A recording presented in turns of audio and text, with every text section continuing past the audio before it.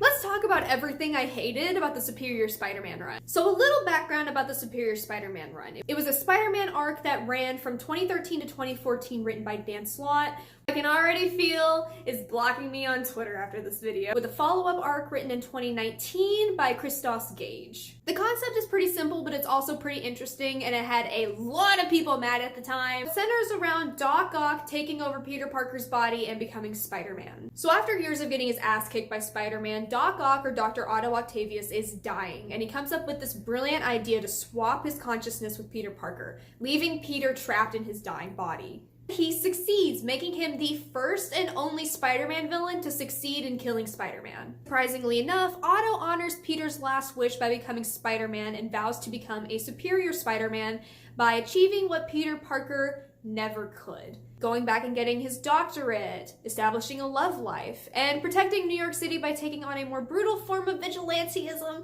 which includes killing criminals, punching Black Cat, and punching the jaw off of the Scorpion because he didn't realize just how much Peter was pulling his punches. Even men's relations, and even establishes a positive repertoire with Mayor J. Jonah Jameson. Now, the second run takes place after Doc Ock gets this hot new clone body that's a combination of his and Peter Parker's DNA, and he moves to San Francisco to continue his work as not only Spider-Man, but also in academics and research. He meets up with his ex, Anna Maria Marconi, which we will address later.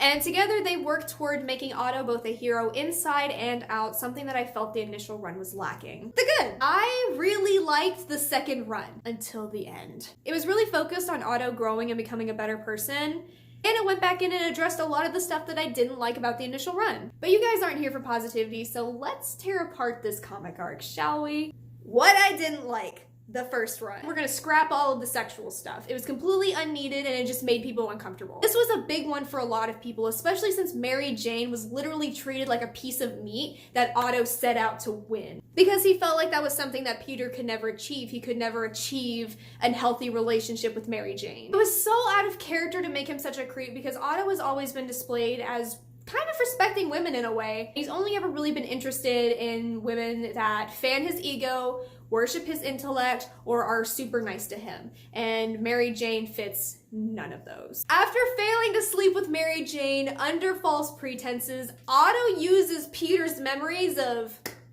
being with her to, you know, what the fuck? That was so unnecessary. It was so unwarranted. It was so unneeded. And also there's that aspect with his relationship with Anna Maria.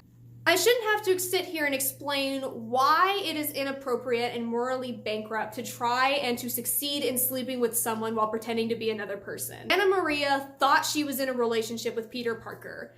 She would never have been in a relationship, and she certainly would never have slept with Dr. Otto Octavius. If I was writing the arc, I would still keep the relationship because I think that brings an interesting aspect to the story.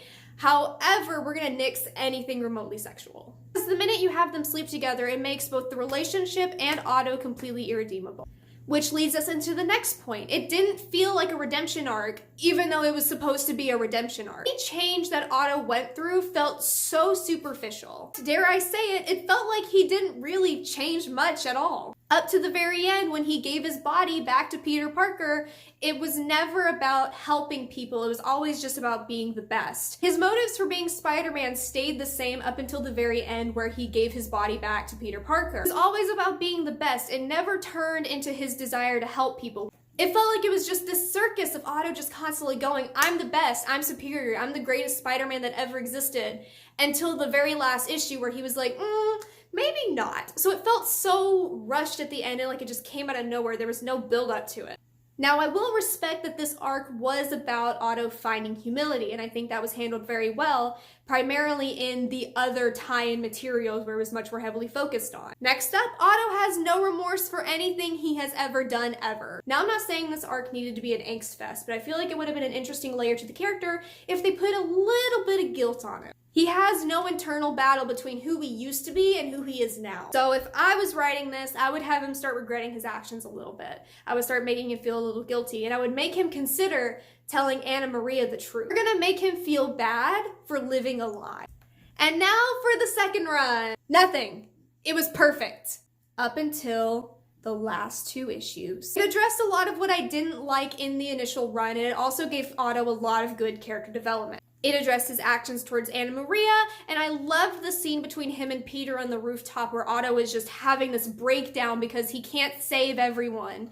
And Peter was like, because you feel that way, that's how you know you're doing it right. And just Otto just like cries. It was such a beautiful scene. I loved it so much. But oh my god, now it's time we talk about the ending! Reading this arc felt like I was a therapist, and I had this model patient that had made such great strides and was becoming such an amazing person with such a good grasp on their mental health. And then one day, they just ghost me. They go off their meds. They have a complete manic mental breakdown, and there's nothing I can do about it. Like, all of my hard work, all of the comic issues that I had read, all of it meant nothing.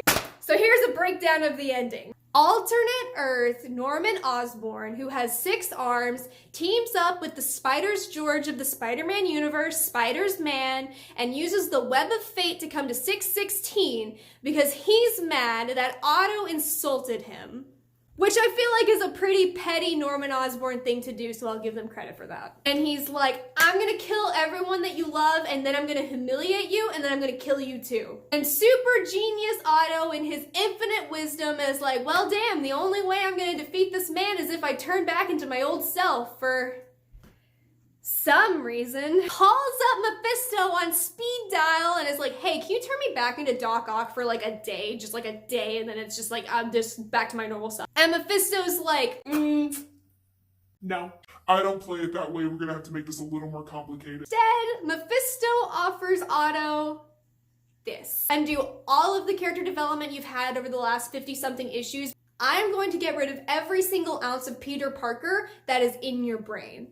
Whew, I gotta roll my sleeves up for this one. Any ounce of empathy that you learned from him, heroicism, the ability to care for others, poof, that's gone. We're just gonna get rid of that. Also gonna make you Doc Ock permanently. You're gonna get your old body back, and you're not gonna remember anything. You can keep your memories from being Elliot Tolliver, which is who he was moonlighting as while in San Francisco, but they're gonna mean nothing to you because you're just gonna go back to your evil old self.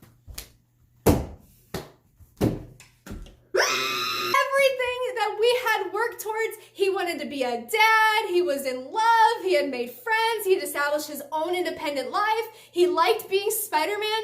All of that was undone in 5 panels by Mephisto. And I'm not even like a big Mephisto person, but from what I've heard, this isn't a very Mephisto-y thing to do. Mephisto likes to make people that he makes deals with suffer. I don't really see how this would make Otto suffer in any way. In fact, it seems like it removed any sort of suffering, period. So if I was writing Mephisto in this issue and I had him make this deal, what he's gonna do is he's gonna get rid of the memories, but he's gonna keep the emotional memories. So Otto is gonna remember being loved and loving and being heroic and having people respect him. He's gonna emotionally remember all of those things, and he's gonna keep it deep inside of him where it's gonna eat away at him for the rest of his life. And Mephisto is gonna reinstate that mystery mental illness, that brain damage that Otto has that makes him evil. And so it's like there's this element of he can't control himself even if he wants to be a better person. Instead of just flipping the switch like, okay, now you're evil again. Good job, kid. So Otto goes back to being Doc Ock and 1 more day's away any ounce of character development that he went through. Now there is some stuff at the end that hints that he kept a little bit of his old self within him, but it goes nowhere. It means nothing. It doesn't get developed on after the arc is over. It's just, oh my god, I was so mad.